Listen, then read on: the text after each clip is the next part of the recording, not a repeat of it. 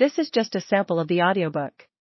To get the complete audiobook, access the link posted in the first comment. Walter White. She stopped coughing. Maybe she'd fallen back asleep. Then suddenly vomit flooded her mouth. She grasped at the sheets. She was choking. I instinctively reached to turn her over, but I stopped myself. Why should I save her?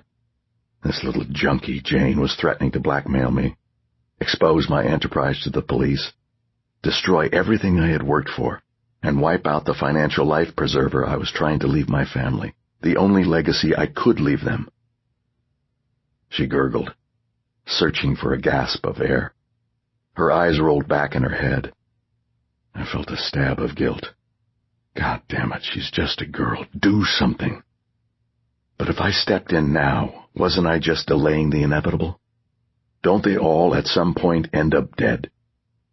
And poor dumb comatose Jessie, my partner, lying beside her. She's the one who got him on this shit in the first place.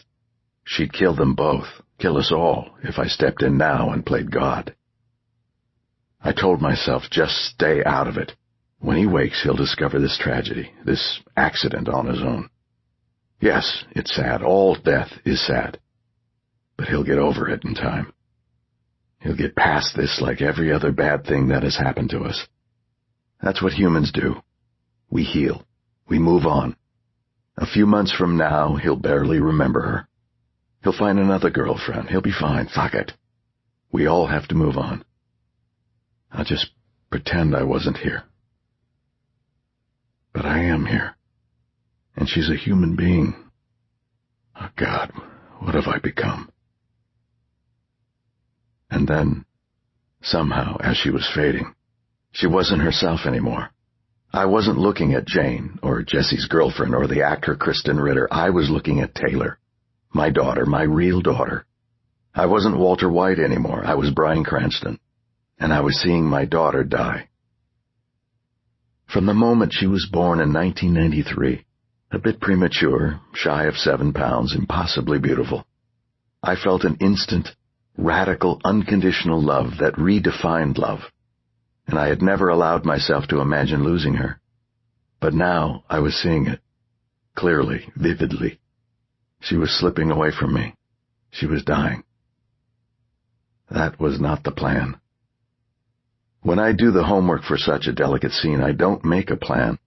My goal when I prepare isn't to plot out each action and reaction, but to think, what are the possible emotional levels my character could experience?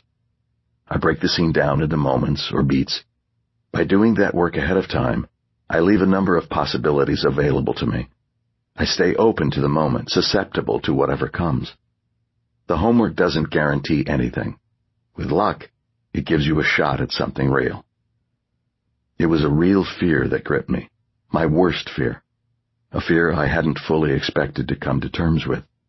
And my reaction is there, forever, at the end of the scene.